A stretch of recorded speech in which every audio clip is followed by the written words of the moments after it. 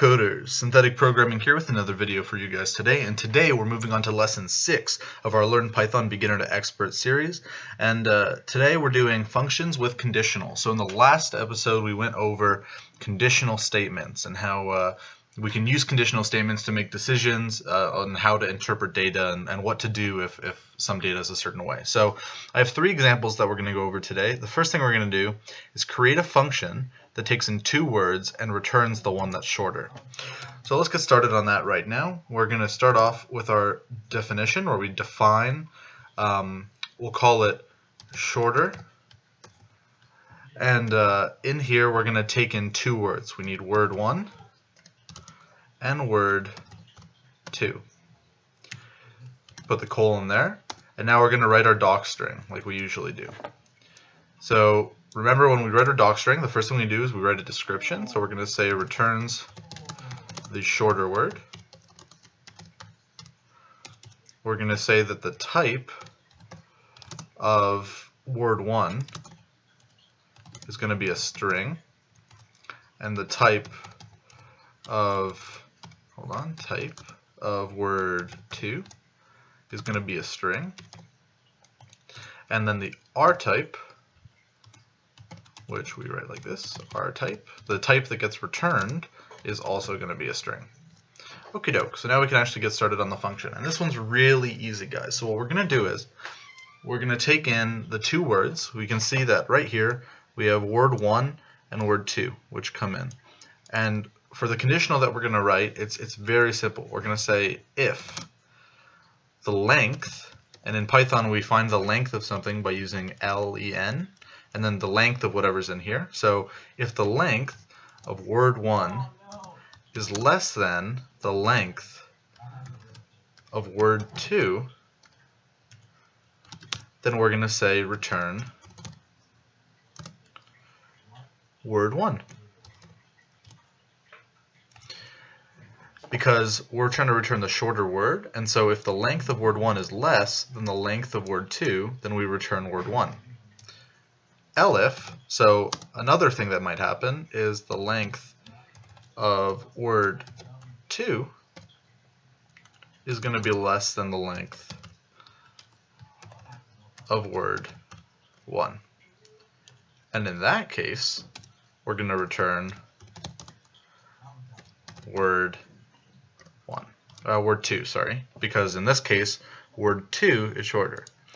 Now we have to add one more. We have to say else. And the reason we have to put an else is because what if the 2 words are the same length? If the word 1 is shorter, it'll return word 1, and if word 2 is shorter, it'll return word 2.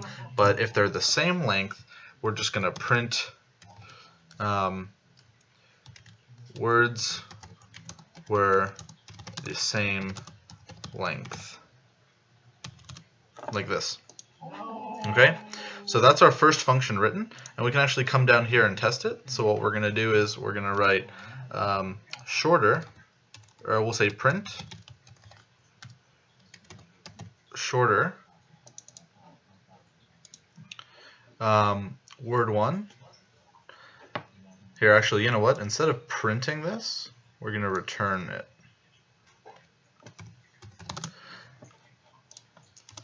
So again, if the length of word 1 is shorter, it returns word 1. If the length of word 2 is shorter, then it returns word 2. Otherwise, it's going to return this little string that says the words were the same length. So we're going to print the function shorter that we just wrote, and we'll use 2 words. And we can use any 2 words. We can use, let's just do, how about pi and tree. So if we hit run, it says pi, because pi is obviously shorter than tree. Now if we change it to pies, now that they're the same length, it's going to say that the words are the same length. And now if we say pies with an extra s, it'll say tree, because tree is the shorter word. Okay? So that's our first one done. Let's move on to the next one. So the next thing we have to do is we're going to create a function that takes in a list and tells us if the length of that list is even or odd. So we're going to define our function called odd or even, and you can call these whatever you want, remember? So odd or even with a colon, and the thing it takes in is, we'll call it the list. The list is what it takes in. And in our docstring, we're going to write this. We're going to write, tells us if the length of a list is even or odd. So now we say at type of the list is going to be a list, and the R type is going to be a bool. Actually, we won't make it a bool, we'll make it a string. Okay, so now we're going to take in a list, and if the length is even, we'll say even, and if it's odd, we'll say odd. So the first thing to do is say that A, or here we'll call length, equals the length of the list. So length is going to be a number that's the length of the list. The next thing we do is we say if length modulus 2 equals 0, and remember equals and conditionals are like two equal signs next to each other. One equal sign is used to assign a variable, two equal sign is used to compare things. So if length modulus 2 equals 0, if the remainder when you divide length by 2 is 0, we'll say return odd, or sorry, even. Then we say else return odd. And the reason we can just write else is because a number is either even or odd. It can't be both. And so we say if it's even, do this, and otherwise say it's odd. Okie doke. So now we can test this down here. Let's try odd or even, and we have to print this so we can see it. And we're going to say odd or even of the list 1, 2, 3, 4, 5. Now the length of this list is 5 because there's 5 things in the list. So it should say odd if we did it right. And it says odd. There we go. So now I'm going to add one more thing. I'm going to add a 6, and it should say even. There we go. See that? So now our function is done that tells us whether the length of a list is even or odd. The last thing we're going to do is we're going to create a function that takes in a number and returns true if the number is prime. So let's define is prime. We can call that whatever we want, and then we'll say number. So a number is prime takes in a number as an argument and tells us whether or not it's a prime number. So let's make our docstring, because we're good programmers and we want to make sure everyone can read our code. Tells us if number, because number is the variable, I put it in brackets like this. So tells us if number is prime. The type of number is an int. It's an integer. The R type, sorry, is a bool, because we're returning true or false, so it's a boolean. So here's what we do. We take in the number and we say if the number is less than, or sorry, if the number does not equal, like this, if the number does not equal 1, and the number is greater than 0, we can do the rest of our tests. Otherwise, we return false. So now, here's what we do.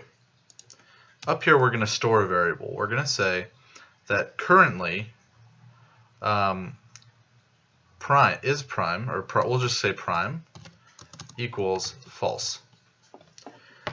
We're just storing a data value here. Right now, we're saying, for all we know, prime is false. Actually, you know what? We'll say prime is true. So for all we know right now, prime is true. If the number is not equal to 1 and it's greater than 0, we can start doing our tests, where we can put another conditional in here. So if number modulus 2 equals 0, which tests if it's even, prime equals false. We're going to set prime equal to false if the number is divisible by 2. If the number is divisible by 3, then prime equals false. But we have to add something else here. I totally forgot.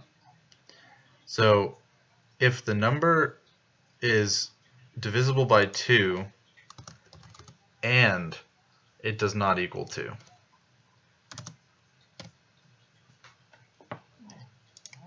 and number does not equal 2. So if number is divisible by 2 and number is not equal to 2, then prime is false. Because if the number equals 2, then it actually is a prime number. If the number is divisible by 3 and number does not equal 3, then prime equals false again. And what we can do is we can just copy this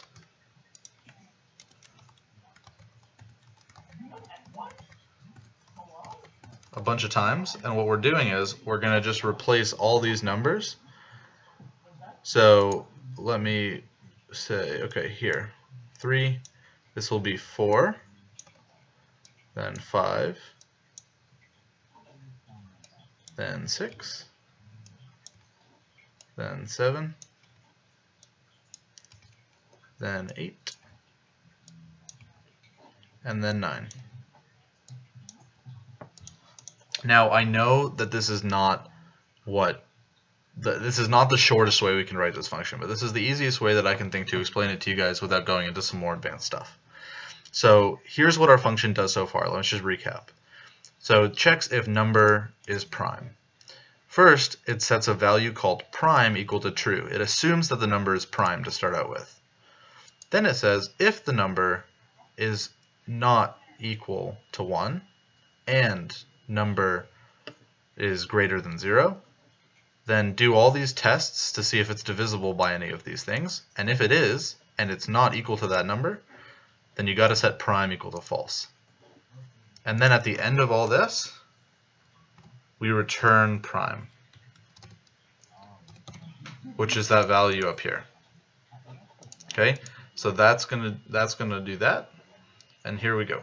Let's test it out. Moment of truth. So we're going to say is prime 2, because we know that 2, we're going to say print is prime 2. We know that 2 is a prime number, so let's test it. True. It says 2 is a prime number. We know 3 is a prime number, so this should say true as well. True. How about 7? True. And 5? True. How about 20? 20 is not a prime number.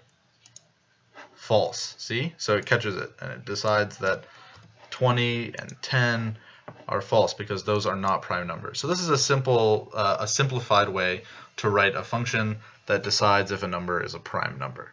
And you can probably take some of these out as well. Like it would probably still work if we took out this 9, because 9 is also divisible by 3, and I know that there's ways we can write this more efficiently, but Don't worry about that for now. This was just a couple examples of very simple ways to write functions, so you guys know how to use conditional statements and functions a little bit more. Thank you guys so much for watching. In the next tutorial, we're going to move on to for loops, which are a great way to iterate through a lot of different things. And if you don't know what I just said, don't worry about it. You're going to learn it in the next video. You can click here to go see that video, and I'll see you guys in the next one. Peace, guys.